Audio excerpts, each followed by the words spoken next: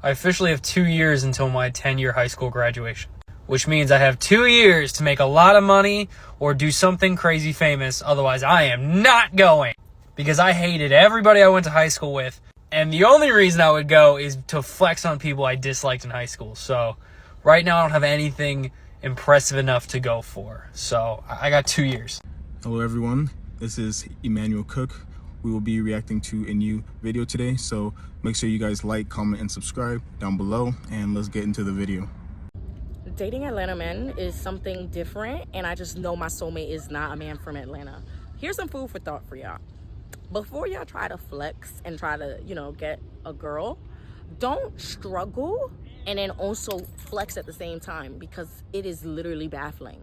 I had a man on a MARTA just struggling, black and brown hand, just struggling, talking about favorite jewelry. I'm like, earrings? He's like, no, like you like diamonds, you like gold, and then proceeds to tell me his favorite. There was another man who flexing, got the watch, blah, blah, blah, can't call me broke, proceeds to get a phone call about him being evicted. Then there's this other dude talking about, a lot of people rely on him. There were months he couldn't make ends meet, blah, blah, blah, because of the penthouse. Food for thought. Downgrade. You cannot flex this way. Another man, I'm gonna change your life. Then I see the man 2 days in a row in the same spot with the same outfit. Why don't you change your outfit instead of change my life? It's too much. It's too much. Flex culture will always exist. As long as we have social media, it's not going anywhere. But what gets me is when people partake in it and say they're showing their material goods to motivate others. Some folks might be motivated by other people's flexing, but that is not why the person flexing is doing it. They're proud of all they've acquired and they want other people to see all they've acquired and then perceive them a certain way. When people flex and say they're doing it to motivate others, it's just silly. Come on, just post your Lamborghini and go. I am heated. I am so tired of people flexing on the internet. It's okay. It's okay to have a visually appealing Instagram feed, whatever the case is. Sure, do that. Where for me, I just find it so fucking annoying is when I see videos of people in Miami who are gonna rent out a fucking Lamborghini and they're gonna rent out a yacht and they're gonna split the yacht in 30,000 people. So it's $100 per person to be on this stupid yacht for 4 hours, and then trying to create content about how to obtain that lifestyle. Oh my God. And they all say the same shit. Making money online is not hard. Be so fucking for real. I get it. We're trying to promote and we're trying to get more people to be entrepreneurs, but it is not all glitz and glam. And please remember that half of the shit that people might be showing you online, the 40,000 APs, it could all possibly be fake. It could be fake. So next time you see someone with 30,000 Cartier bracelet and 7 Van Cleefs and an AP and they're telling you to buy their course, it might just be they have no fucking money. The flex culture within the Nigerian community is one of the main reasons why a lot of us end up in situations where we're being financially abused. Because you so desperately want to prove yourself to people back home, you in turn end up sending money that you don't necessarily have to prove yourself. A lot of you guys should be on the property ladder, you should have investment, you should be chasing your dreams, but you're unable to do that because you have trapped yourself in sending money that you don't have to people that you barely don't even talk to, just so you can prove you're not doing bad. It's quite sad, actually. It's quite sad. The stories I've heard, it is actually quite appalling. Remember, charity starts at home. And think of it this way. If something happens in the UK where you needed money and they had it, would they send it to you? They won't. So why are you sending money? I'm someone who loves luxury fashion. I love designer, I love runway, I love all that type of thing. Vintage especially, I love vintage designer. But over the last few years, I've kind of been redefining my relationship with class, because especially now with the way this election is going, it's just so abundantly clear to me that people are going to cling onto their perceived class and put people in different boxes and be weird, and I don't want to be part of that.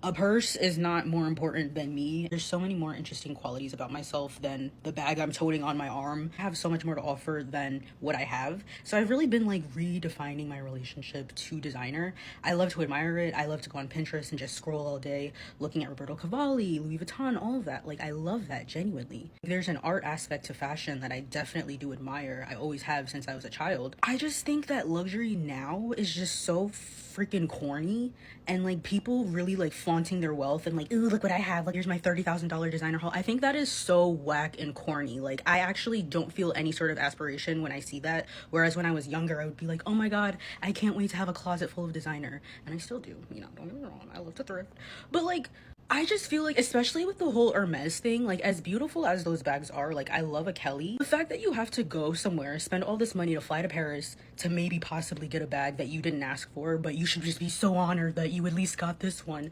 I think that is the most corny thing ever, and people who put their value in those types of things, they're bland. I'm sorry. And I've just been like reconfiguring how I view these types of things, because now it just seems so lame. Like, I don't know. Okay, in the year of 2024, can we just normalize people living in their means?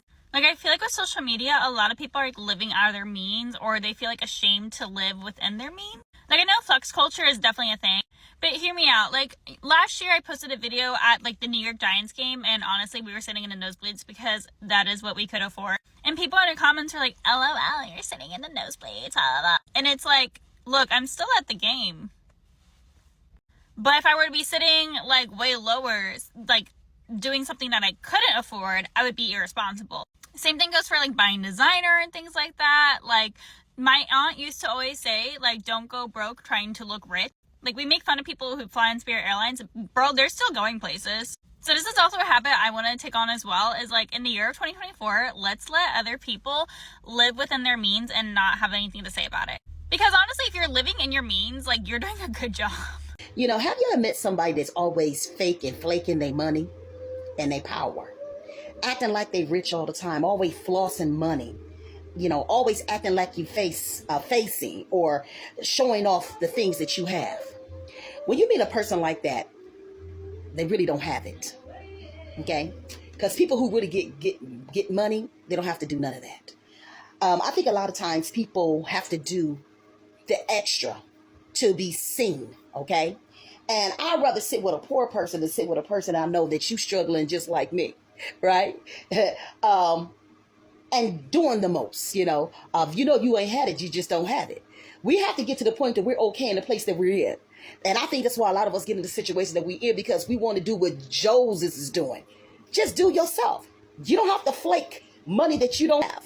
Some of y'all is walking around here taking every little dollar that you have to get a purse or something like that to say that you got something. So you can feel like you arrived. Listen, you already arrived, baby.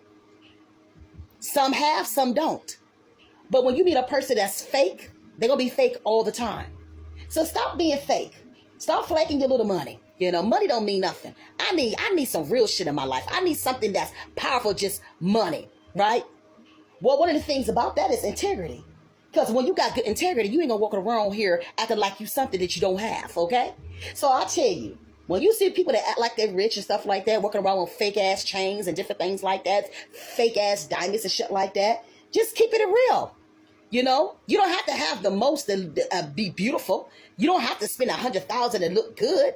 You know, when you think about rich people, they go to the Goodwood all the time and got a pocket full of money. So we got to get away from being fake and get real. This your girl, Mama Session. I saw a TikTok of this girl saying, if you're following some random girl on Instagram and you're stalking her and like talking bad about her and preying on her downfall, you're a loser for that. And I agree. That 100% screams loser behavior. But let's be honest, sometimes we stalk people on social media and we wonder, is that actually how they're getting their money from social media, or is it another source of income? And I want to spill the tea here because I have done my research. So here's the thing. There's so many ways that you can make money on social media. And there's 3 big platforms that people really make the most amount of money from social media, and everything else is really just like pennies, in my opinion. So there's YouTube, TikTok, and Instagram. YouTube is the OG, okay? She is the original. You're on YouTube you're an OG. Okay, you're real for that, because YouTube is big money. You're on YouTube, even with like 100K subscribers, you can do pretty well for yourself. Like, you can just live off of that full time. TikTok also in the past few years has been super lucrative. You have influencers, you have content creators, and then you have business owners who are using TikTok for their business. Now, people who have their own business are also using YouTube. They're also using Instagram. And then you have Instagram. I think people on Instagram, the ones who are really like making money from Instagram, are the ones who are using it for their own business. Like, you're a real estate agent, you post real estate content, but then you can do that on TikTok and YouTube too, honestly. You have a bakery, you have a beauty salon, you have an online product that you're selling, so there's different ways that you can make money on social media. And I want you to understand that, because when you understand how people actually make money on social media, you know who's legit and you know who's faking it. Do you get what I'm trying to come from here? Like, I'm trying to come from like an honest perspective, not to like be mean, but also like, let's be so for real here. People on TikTok can make money from the creator fund. You having 200K followers, you can make money. You can make like at least $5,000 a month on the creator fund alone. But then you have these micro influencers who they're doing like UGC content. So basically they're like making promotional videos for like makeup brands. Like, I'll make like a video for like my perfume or whatever, and I'll make it like super aesthetically pleasing. And then, some of them get, I think more like small creators and on TikTok are getting more love. They're getting more like sponsored stuff. So sponsored stuff, creator funds on TikTok and YouTube are really lucrative. And then you having your own brand and business. But there are even people who have their own brand and business and they're not making that much money. It just depends. You can't really figure that out, to be honest with you. It's like, you would really have to like stalk someone with like a magnifying glass to see if their business is actually making money or not, because people can lie about it. People can buy followers. You don't really know like how well someone's business is doing just by what they post on social media. They could post all this content and not make that much money from their actual business, and then not make money from like monetization. But I just kind of wanted to say that, a good amount of people do leverage social media for entrepreneurship, whether they're like this influencer / content creator, or they're someone with their own business who wants to use social media as a tool, which is a great tool. But there are some people who do fake having an extravagant lifestyle. And typically these are the ones who are kind of like the jet setting, girls. Like the girl who's always in Mykonos, she's always in Italy, she's always doing this, she's always traveling, she's always jet setting. I'm not saying all of them are faking it, but some of those girls that like portray that type of image, sometimes those are like the fake ones. Because if you're on Instagram and you're posting all this stuff on Instagram, but you don't have really YouTube content, you don't have TikTok, you don't have your own business, how are you getting the money? Do you come from money? Is it your parents' money? Did you marry rich? Are you just like kind of leeching off of your friends and credit card debt? Do you have a sugar daddy? Are you an escort? Like, that is typically the people that they're more like faking it. And then there are some people that they have businesses, but then the businesses are like struggling and they're not making the money that you think that they are, because you don't know like their money, like what their profit is and stuff like that. But I just wanted to clarify that. I want to come from like a non-biased standpoint, because I pay attention to this stuff as someone who's really into like entrepreneurship and business and content creation. There are some people who do fake their lifestyle on social media, but honestly, there are a lot of opportunities on social media. And I want this to be like very factual, because some people just like make stuff up because they're haters. Like, I see so many people that like make up lies about other influencers, and I'm like, that's not true at all, because this person actually probably is making money because of this, because they're on social media, because they're doing that. So I'm saying this from like a non-biased standpoint, who genuinely doesn't care enough to hate on people. This is how you can kind of figure out like the people that they're making money on social media versus the one that they're faking it. A quick reminder, please remember to like, comment, and subscribe down below, and let's continue the video. People in Miami rather flex a life that they don't have, and they rather jump through hoops to make it look like they have a certain lifestyle, rather than going and getting a job, rather than learning a skill and working on that skill, rather than working hard to actually have the lifestyle that they're portraying themselves to have.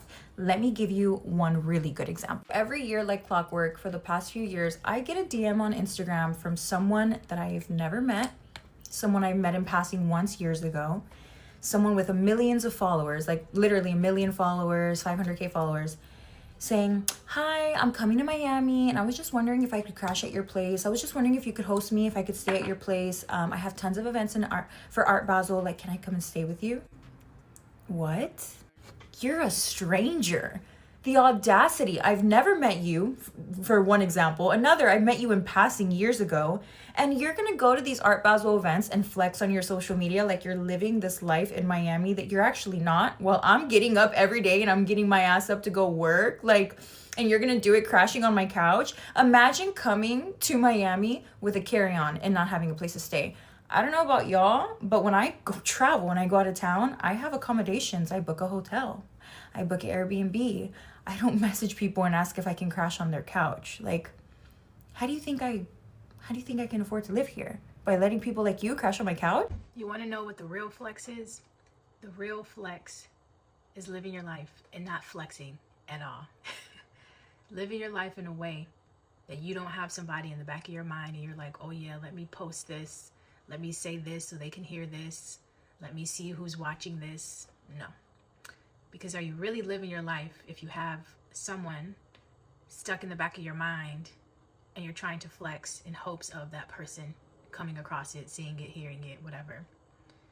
So the real flex is you internally knowing that you've come up, but that you're so content with life that you don't have to go out of your way to talk about it, to showcase it, to prove it. Like, you just know that God has made a way. You just know that God has restored everything. And you just trust that behind the scenes, like, God is vindicating you.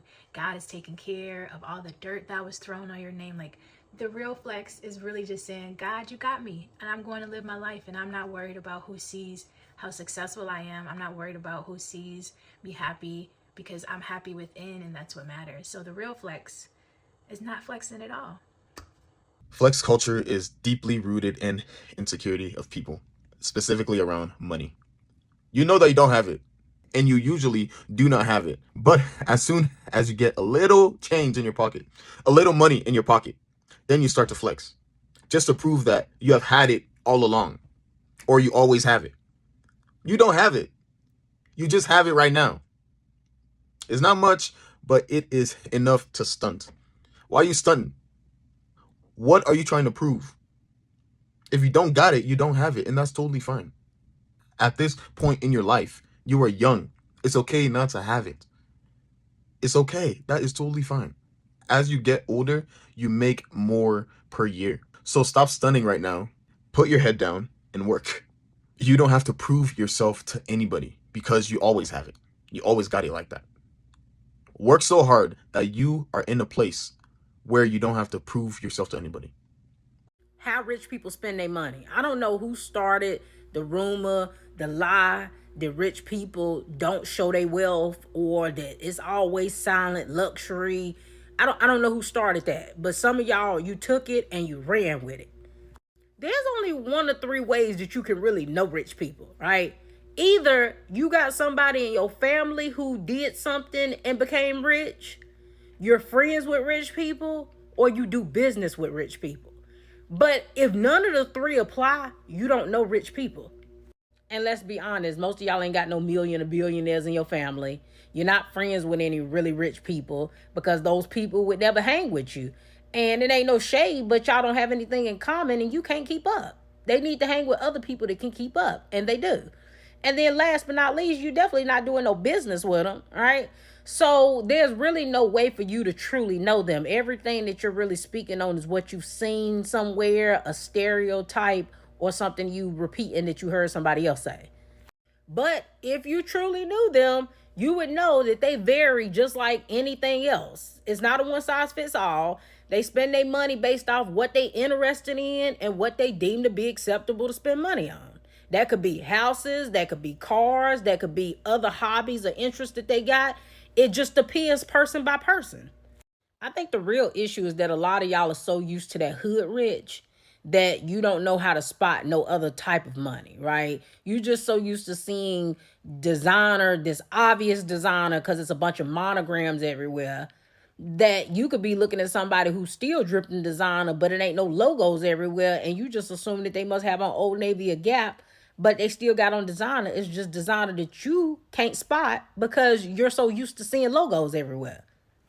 There's no way that y'all could even think that rich people are just these modest people. Who do you think are buying these 30 and 40,000 square foot mansions, right? Who do you think are buying these Lambos, these Ferraris, these McLarens, these G-Wagon? Like, who do you think are the target audience for these cars, these Rolls Royces, these Bentleys? Who do you think is buying it? It's definitely not somebody that's modest and don't want to show their money. It's definitely not giving that, right? So there's no way that you could really believe that rich people are modest people and that they don't like to flex on you, right? I'm not necessarily friends with rich people, but I know them through business. I know them through living around them, being around them. But one thing I tell you is some of them are just some of the most like classist people that you will ever come across. So to act like they so modest and chill, they definitely not. Go to one of their country clubs. Go to one of their country clubs and see how messy and shady they be about other people's money. Right? They definitely be in each other's pockets and they definitely like to flex on each other. And so I don't know where y'all got this lie from, but y'all need to hang it up. There is a massive flex with not leading with what you do. And this is important because when we meet human beings, when we first start to enter the conversation with them, there are things that are going on in that person's head and they're trying to read who you are. They're trying to read your body language. They're trying to read every moment that comes out of your mouth next. They're trying to assess where you are and if this time is going to be worth it for them. Now, that may be not politically correct to say, but that is absolutely the truth. This is how we assess in our current moment in time when it comes to interacting with new people. They're trying to see and figure you out.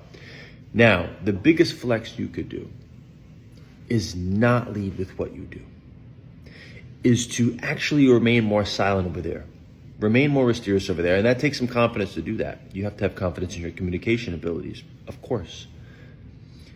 But this is the flex, the unspoken flex. And it's an unspoken one because nobody ever talks about it. It's because nobody actually does it. They all try to lead with it. They all try to get to the point quicker. And we all know you're bluffing when you do stuff like that. It's a bluff. So I'm asking you not to bluff. Just be yourself and be confident at the moment. You don't have to lead with, this is who I am, this is what I'm doing, this is what I'm about. Forget all that. Let the conversation unfold. Let it unfold. Let you take a back seat here. There will be more interest in you because there's a lot of interesting. We don't know where he is. We don't know what he does. We don't know where he lies. We don't know where he sits on this issue. There's a lot of that. And that mystery, put that at the top, not what you do at the top. I was thinking something, right? You don't gotta flex all the time. You do not have to flex all the time. There's some people, like you see them and it's like, wow, they're naturally flexers, meaning that they're not flexing. You already see like, oh, what they coming with, right? So it's like, okay, I see it. But you have some people, it's like they feel like they want to flex, like, and it's like, they'll flex on others because like, oh, this person look a certain way or like whatever, and then you feel like you want to flex. This happens a lot with women. You want to flex. Sometimes you flex on the wrong person. Sometimes you flex on the wrong person. Because sometimes, people are just humbly minding their business. And it's like, out of nowhere, someone wants to flex. It's like, okay. Because if you're going to flex all the way. Because I can't be at the airport. You right here flying first class or business class, but you don't have TSA pre-check, but you're flexing. I'm just saying, you don't got to flex all the time. Not all the time. Section culture is a testament to how internalizing capitalist values ruins everything. Because what do you mean you're going to a place to have fun, but instead of having fun, you're prioritizing flexing on niggas you don't know? And then not even flexing well because you're getting overcharged for bottles. So you get overcharged, nobody dancing in the section, everybody bored.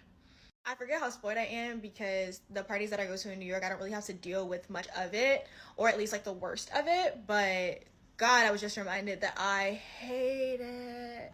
In my last video, I explained the 4 types of travelers, but this person is not a traveler. The broken, unorganized traveler is what I call the Instagram flexer. These are the people that insist on having designer before they go on any trip and then will return it when they get back. They'll go to dinners and insist that you have to split the check because they ordered more than what they can actually pay for. They don't actually want to do any activities on the resort. They don't want to experience the culture firsthand because they don't want to pay for it. And instead, they spend majority of the trip taking pictures for Instagram. Now, most people know at least one person that's like this, but this is why you shouldn't travel with that person. Not only are you missing out on an opportunity to actually engage with the local culture, but this person is someone that you want to be around long term because they are deeply insecure. People who flex on Instagram and have to prove that they made it out of the mud are actually still very insecure in where they are in their lives. They keep up with the Joneses to prove that they belong, but I've yet to realize that people on Instagram, people in real life, they actually just don't care. And until they learn the fact that people just don't care that much about them as they think they do,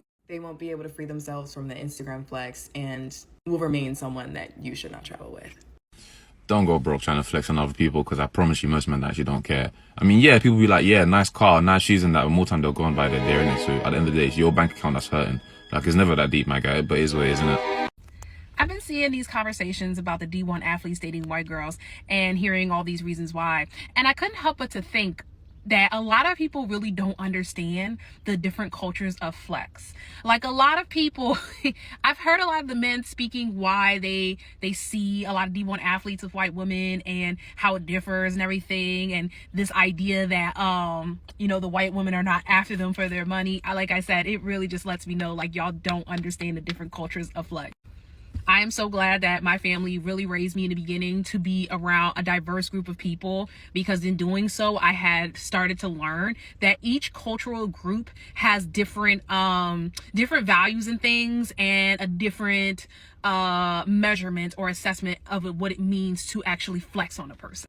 And for some reason, we keep thinking that white people don't flex, but no, baby, white people be flexing. They just do it in a different way than black people flexing. So I'm going to talk about how black people flex and how white people flex, and then we'll go into more details later. So flexing in black people, black culture, is looking good, right? And what do I mean by that? Because before you get into the whole designer, it's not even just that. It's about, does my car look good? Does my house look good? Does my apartment look good? Does my, do my dress look good? Do my nails look good? Do my hair look good? Like, you're flexing. Like, think about all the influencers, the black influencers that be selling courses and everything. What's the first thing they sell you on? They sell you on the lifestyle that they're living. The lifestyle looks good. The apartment looks good. The car looks good. And when you see that, you think, oh, they're doing well because they look good. We don't even care about if they're actually doing good, because they may not be actually doing good, but they look good. So that way, that is the flex. They must be doing good. And don't worry, white people do the same, but in a different way when I tell you about what their idea of flex is. Now, in the looking good, this can translate over into, where black people end up living at, because again, it's all about what looks good, and that depends. But it also makes sense why black people's flex is looking good, because once I explain what, the flex is for white people, I can go into history as to why that is a difference. So with white people flexing is where my kids go to school, what area we live in,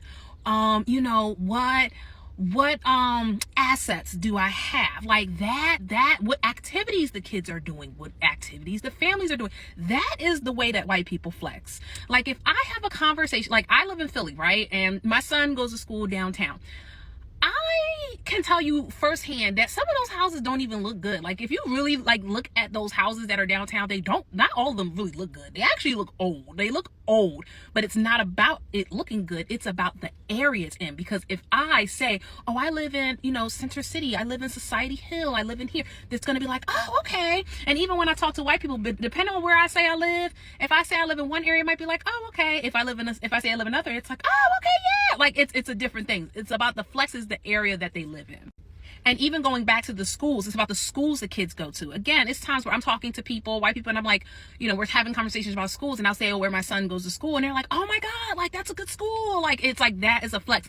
There are some schools, and his school is not even like top of the line. If I would say other schools, like if I say, oh, he goes to Masterman, or he goes to Friends Central, or he goes to, I forgot the other private school that's really big, or Roman Catholic, it's going to be like, oh wow, like what? Like, that is white people's way of flexing. I guarantee you, if you go to any of the white people that are actually like doing well or on a higher end income, I can almost guess where their kids go to school, because that is how they flex.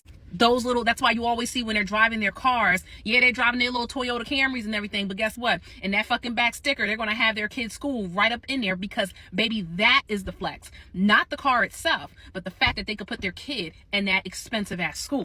And then going back to the assets, do I have a boat, or I have another property? We have a beach house. We have this, like, that's what I mean.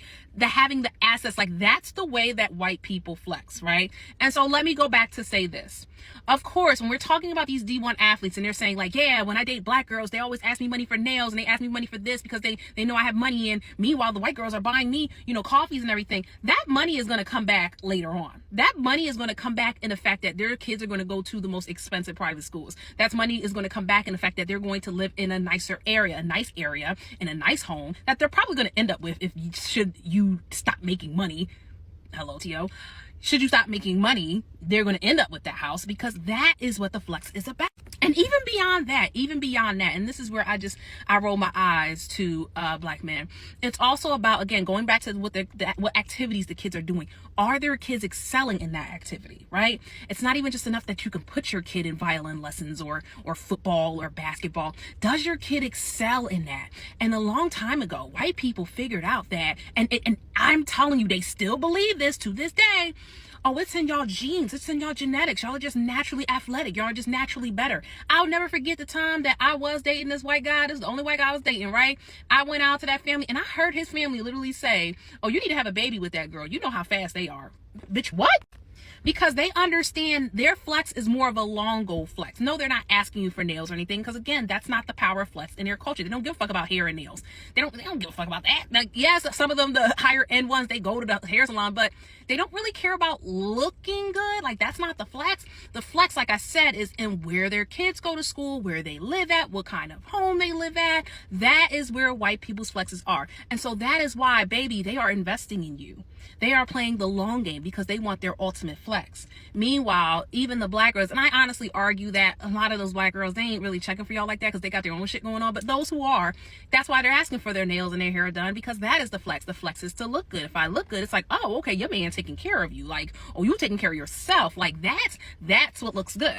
And again, it makes sense because think about it. With redlining, it wasn't like black people could just live in any area. It's a lot. Like even now today, and I've talked to a couple of my parents like live in like the Northern Liberties and the Fishtown area. And they told me like, yo, I worked hard to get in that area because it wasn't even just about, can I make enough? Did I have the right credit score? Did I have the right, job? Did I have, did I look enough? Did I look like I could live there? Basically, like there's a lot of hoops that go in with redlining. And even when it comes to schools, like there is, things, racist systems put in place to keep black kids out of certain schools. Even now, the schools that I just mentioned, 9 times out of 10, I'm willing to bet you those black kids that go to those schools are athletes. Willing to bet. Like that is the only way they will let your kid in. You can have all the money in the world and they will still find a way to kind of keep your kid out. And that's why that's not our way of flexing, because guess what? You can't be racist and determine I can't look good. I can make myself look good. I can make my house look good. I can make my car look good. There's nothing, no system or oppression put in place for you to not make me be able to make myself look good. We've always been able to do that, even when we ain't have a pot to piss in. But meanwhile, for white people, that's easy for them to look good. So that's easy. So now it's like, what else can I obtain? What else can I flex that you can have? Oh yeah, moving into a certain area that is probably not going to be welcoming to you. Once upon a time, black people couldn't even live in South Philly. Now South Philly is like one of the top neighborhoods to live in. That's a flex. Going to schools that historically didn't allow black people in the first place, black kids to attend in the first place. Oh, that's going to be the flex, right? So I need us to understand, when you understand that there's just a different culture of flex, you will understand why certain groups move in certain ways. And when y'all understand why certain groups move in certain ways, I promise y'all will save yourselves a lifetime of headache, or y'all will just kind of accept what comes. I remember in 3rd grade, I got embarrassed as fuck by this girl one time, right? So 3rd grade, iPhone 6 came out, right?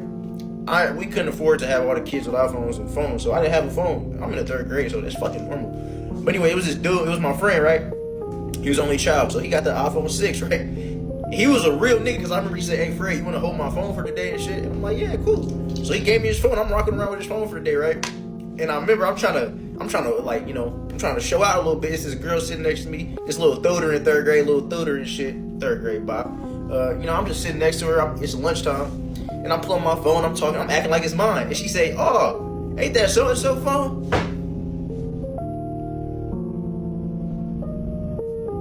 You know what, bitch? That's why when we play hide and go get it and I went to kiss you, your breath smelled, it cut off. But your breath smelled like ass. Men are just too much sometimes, y'all. Let me tell you guys something real quick. It's long, but I'm gonna try and make it short. So, there's this guy I used to talk to way back then, probably like 5 years ago, right? He always had money, right? This quote unquote money. Okay?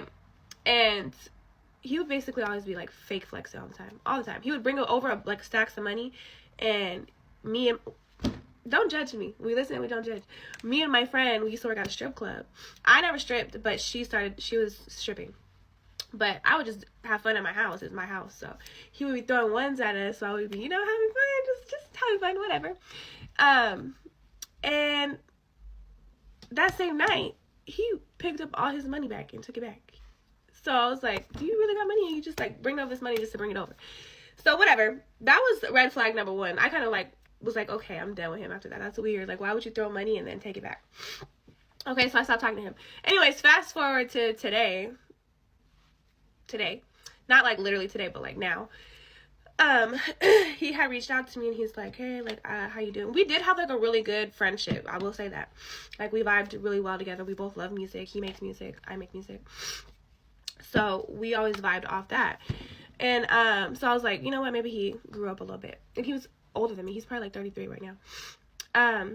So he's like, hey, I want to like link up. Like, I fumbled you so bad, like so long ago. I'm like, duh, everybody does, but it's okay. So he's like, I want to link up. And I was like, you can come out to the club. Like, I'm going out like with my friends. You can meet me there if you want. He's like, okay, bet. So he had met me at the club, and right off the rip, y'all, he's like, I got all this money, like, I could pay your bills, the first is coming up, like, what's up, you want your bills paid, like, all this shit, right? And like, just so uncalled for. Like, I didn't even want to hear that. Like, it's a turn off, really, to say all that stuff, like, off rip, like, not no hi, hello, just like off rip, I could pay your bills, da da da da. And then it's another thing to say all that and not follow through. That's just disgusting. Like, don't do that. Just don't say that, and then we'll be good. But anyways, so he had sent me like $100 just to show me he wasn't playing, that like right in front of me. He's like, here, you think I'm playing? Here's $100. And I'm like, oh wow, thank you. Like, not ungrateful at all, but like, okay, thanks. So we just hang out, whatever, and then he thinks he's gonna come back and get some. And I'm like, absolutely not. Like, no, that's not why I met up with you. So, whatever. Night ends, and he's like, I want to take you out to a very nice, expensive dinner. I got $500,000. I want somebody I can trust, beautiful, bad. I want to take trips with and just, like, be able to trust, like, whatever. And I'm like, yeah, sounds good. In one ear, out the other, because I like action. Like, talk is cool until it's actually really being done. So I'm like, oh, okay. Like, yeah, sounds good. Let me know. So he calls me. He's like, hey, are you down to go to this restaurant? He sends me the restaurant. It's like this super over the top restaurant.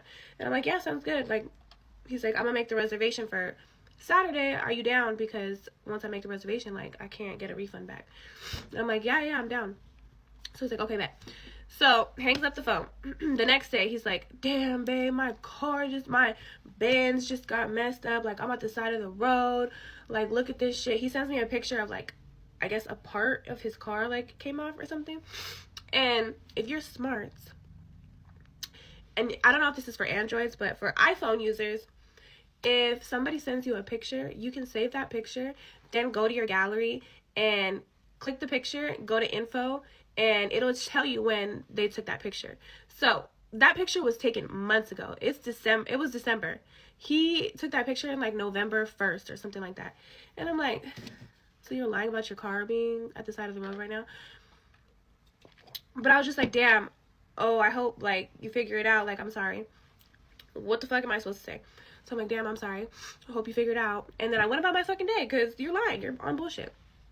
And then he calls me later and he's like, damn, like, I just took it to the shop. It's $1,500. Like, this shit's crazy. Now I gotta go get my Tesla. Like, just talking, right? And I'm like, oh wow, like, oh, that's crazy. And he's like, man, like, I got $500,000. Like, are you down to like take trips with me? Like, let me know. Like, I got flight benefits. Like, I'm ready to go. And I'm like, yeah, I'm ready. Just giving him what he wants to hear. I'm like, yeah, I'm ready. Yeah. So he's like, okay, bet. Well, I'll see you Saturday for, dinner. Saturday comes. I don't hear nothing about a reservation, nothing about dinner, nothing about nothing. So I didn't even reach out because, honestly, I don't give a fuck.